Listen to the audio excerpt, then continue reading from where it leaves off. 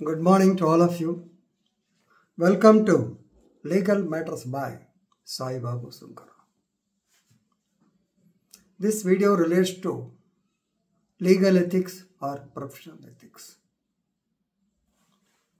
Friends, already I told you that I have been discussing certain cases. Ninnane Inri, an advocate, Supreme Court, 1988 decision kuda చెప్పడం జరిగింది. ఈ మధ్యకాలంలో 21వ తారీఖును 20వ తారీఖు కానీ ఒక సంఘటన జరిగింది. 20/12/2024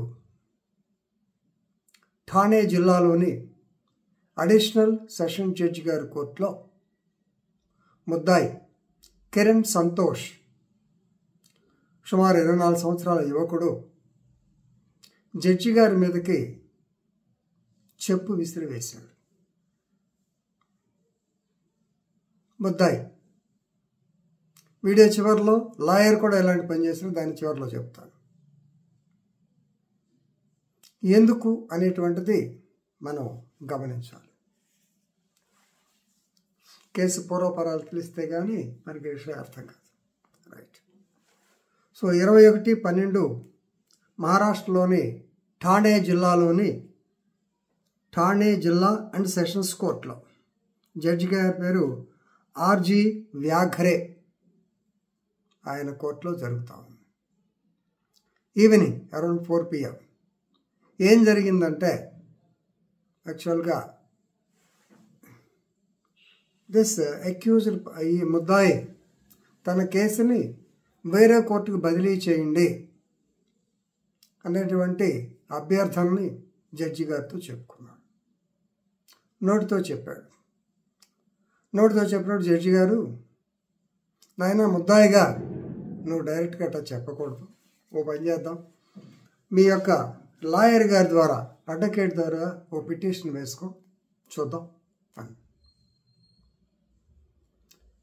అలాగే తను అటు ఇటు చూశాడు, తన లాయర్ ఉంటారని.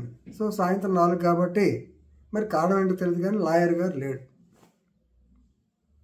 జడ్జి గారు అన్నారు, ఓ పని చేయ, వేరే లాయర్తో అక్కడ ఎవరిందో లాయర్తో మాట్లాడి పెట్టుకో, కన్సిడర్ చేద్దాం, నాకు కూడా హాయ్ అన్నట్టుగా ఆయన అనుకుని అన్నాడు. అప్పటికే అతను విసుగు పొంది ఉన్నాడు. జడ్జి మీద ఏదో కోపం ఉంది, కారణం నాకు తెలియదు. ఎన్నిసార్లు వాయిదా వేస్తాడు, మనసులో ఏం కోపం వచ్చిందో కోపంతో కిందకు వంగి చెప్పు తీసి ఇసిరి జడ్జి మీద వేశాడు. లక్కీగా జడ్జి ముందు చెక్క పిల్ల ఉంటుంది కదా, ఆ చెక్క పిల్ల మీద పడి అది కింద పడిపోయింది. కానీ అందరూ దిగ్భ్రాంతి గురయ్యారు. సో ఇమీడియట్గా అతని మీద గుమస్తా పక్కనే ఉన్నాడు, అతను కూడా ఇలా తప్పుకున్నాడు. ఓ ముద్దాయి మీద కేసు రిజిస్టర్ అయింది. సెక్షన్ కూడా చూద్దాం ఒకసారి. చెప్పు జడ్జి ముందు ఉన్న చెక్క ఫ్రేమ్కు తగిలి పక్కన పడిపోయింది. ఇప్పుడు అతని మీద 132 భారతీయ న్యాయ సంహిత, అంటే విధి నిర్వహణలో ఉన్న అధికారి యొక్క విధి నిర్వహణకు భంగము కలిగించుట. Previously we used to call as obstruction of a public servant from the discharge of his official duties. Second, 125 ఇతరుల ప్రాణహాని కలుగు చేసేటువంటి ఏ యాక్షన్ చేసినా అతని మీద కేసు పెడతాం జరిగింది. అందుకనే ప్రొఫెషనల్ ఎథిక్స్లో అడ్వకేట్స్గా మనం క్లయింట్స్ని కూడా డైరెక్ట్ చేయాలి. ఎందుకంటే కోర్టులో ఎలా సాక్ష్యం చెప్పాలి. అదర్ సైడ్ లాయర్ అడిగితే ఆలోచించుకుని ఏం చెప్పాలి, తొందరపడి ఏం చెప్పకూడదు. ముందు నాకు తెలియదు అనుకుని తర్వాత మనం దాన్ని ఎక్స్ప్లెయిన్ చేయటం కుదరదు, నెగేట్ చేయటం కూడా కుదరదు. ఇవన్నీ మనం మన యొక్క క్లయింట్కి చెప్పాలి. రెండవది, ఇక్కడ క్లయింట్ ఇరిటేటింగ్ మూడ్ అయిపోయింది. క్లయింట్ గ్యారంటీగా అతనికి చిరాకు వచ్చి ఉంటుంది. కారణం ఏంటని మనకు తెలియదు.